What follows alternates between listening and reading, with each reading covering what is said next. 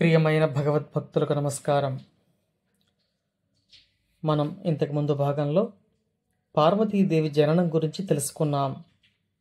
ఆ మహాశక్తి దక్ష ప్రజాపతి పుత్రికగా జన్మించినప్పుడు ఎటువంటి భావనలను ఆలోచనలు చేసి దక్ష ప్రజాపతి పతనమైనాడా గుర్తు చేసుకొని ఇప్పుడు హిమవంతుని దంపతులు అమ్మవారి జననం తర్వాత ఎటువంటి ఆలోచనలు చేస్తారో అని మనకు ఆసక్తి ఉండడం సహజం కదా.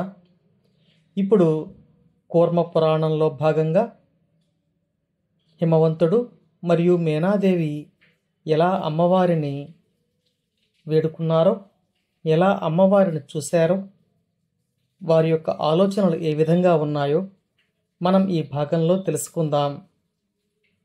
అమ్మవారు జన్మించిన తర్వాత తల్లి అయిన మీనాదేవి హిమవంతునితో ఇలా పలికింది: ఓ రాజా, కమలము వంటి ముఖం కలిగిన ఈ బాలికను చూడు. సర్వప్రాణుల మేలు కోసం మనం గొప్ప తపస్సును చేసి ఈ బాలికను పుత్రికగా పొందాం. ఈ బాలిక యొక్క తేజస్సు ఉదయ సూర్యునితో సమానంగా ఉంది. ఆశ్చర్యకరంగా ఈమె జటాజూటాన్ని కలిగి ఉంది. 4 ముఖాలు, 3 నేత్రాలు కలిగి ఉంది. చంద్రకళను ఆభరణంగా ధరించి ఉంది. అటువంటి ఆభరణం ఆమెకు పుట్టుకతోనే ఉంది, గమనించు అని పలికింది. తన పుత్రిక అయిన ఆ బాలికను చూసి, ఆ దివ్యమైన తేజస్సును చూసి హిమవంతుని మనసులో భక్తి భావన కలిగింది. వెంటనే తన భార్యతో కలిసి భూమిపై శిరస్సు వంచి నమస్కరించాడు. 2 చేతులు జోడించి, నా పుత్రికవై జన్మించిన ఓ దేవి, నీవు ఎవరు? ఇంతటి తేజస్సును నేను ఎన్నడూ దర్శించలేదు. దయచేసి నాకు తెలియజేయి అని కోరుకున్నాడు. పర్వతరాజు అయిన ఆ హిమవంతుని మాట విని పరమేశ్వరి ఇలా పలికింది: పరమేశ్వరుని ఆశ్రయించి ఉండే పరమశక్తిగా నన్ను గుర్తించు. అమ్మ చెప్పిన మొదటి మాటే చూడండి. దక్షుడు ఏ విషయాన్ని మరచి పతనమైనాడో అదే విషయాన్ని పరమేశ్వరి తన తొలి మాటగానే హిమవంతునికి తెలియచేస్తూ ఉంది. 2వ మాటగా, నేను లోకంలోని అన్ని జీవుల యొక్క, పదార్థముల యొక్క ఆత్మస్వరూపము అని తెలియచేస్తున్నారు. అంటే సకల సృష్టికి తనే ఆధారము అని అమ్మవారు తెలియచేస్తున్నారు. ఆ సకల సృష్టిలో హిమవంతుడు, మీనాదేవి కూడా ఉన్నారు. అంటే వారికి కూడా తనే ఆధారము అని అమ్మవారు తెలియచేస్తూ ఉన్నారు.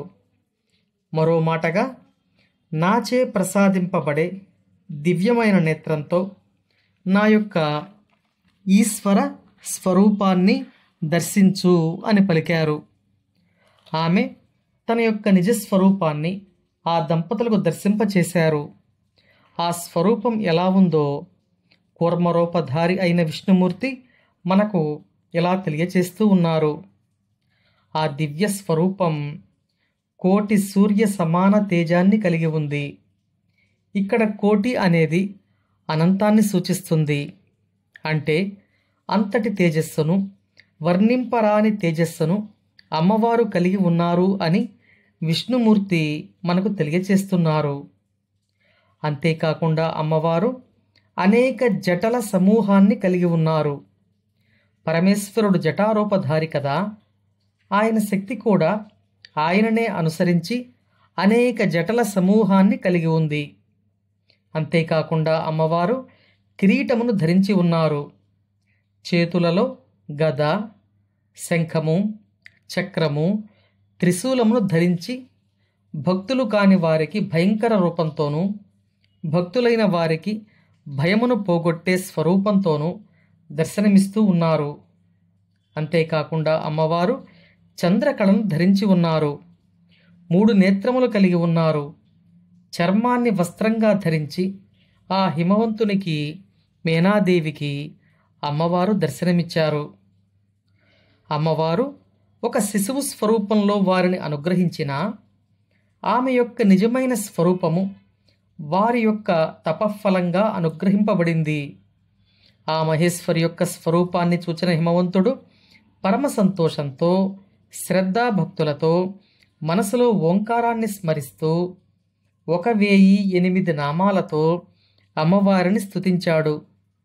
వసిన్యాది వాగ్దేవతలు పలికిన సహస్రనామాలు కాక ఇవి హిమవంతునిచే అమ్మవారు పలికించుకున్న సహస్రనామాలు. ఆ సహస్రనామాలు పలికిన తర్వాత హిమవంతుడు, తల్లి, ఈశ్వర సంబంధమైన నీ నిజరూప దర్శనము మాకు లభించిన తర్వాత మేము భయభక్తులతోనే మీ పట్ల ఉండగలము. పుత్రికగా నిన్ను పొందిన తర్వాత కలిగే వాత్సల్య భావం కలుగటలేదు. కాబట్టి ఈ రూపాన్ని ఉపసంహరించి మరొక స్వరూపంతో మాకు దర్శనాన్ని అనుగ్రహించు అని కోరుకున్నాడు. అప్పుడు పార్వతీదేవి నల్ల కలువ రేకుల కాంతితో 2 కన్నులు 2 చేతులు కలిగి నల్లని కురులతో ప్రసన్నమైన ముఖంతో దర్శనమిచ్చింది. అంతేకాక ఎర్రని పద్మం వంటి పాదాలతో నుదుట తిలకంతో అందమైన ఆభరణాలతో దర్శనమిచ్చింది. ఆ స్వరూపాన్ని చూచి హిమవంతుడు, మేనాదేవి ఎంతో ఆనందాన్ని పొందారు. అప్పుడు మరలా హిమవంతుడు అమ్మవారిని ఎలా స్తుతించాడో మనం తర్వాతి భాగంలో తెలుసుకుందాం. అంతవరకు సెలవా మరి. ఓం శ్రీ గురుభ్యో నమః. ఓం శ్రీమాత్రే నమః. అందరికీ అమ్మవారి ఆశీస్సులు కలిగి ఉండాలని కోరుకుంటూ ఓం నమో నారాయణాయ.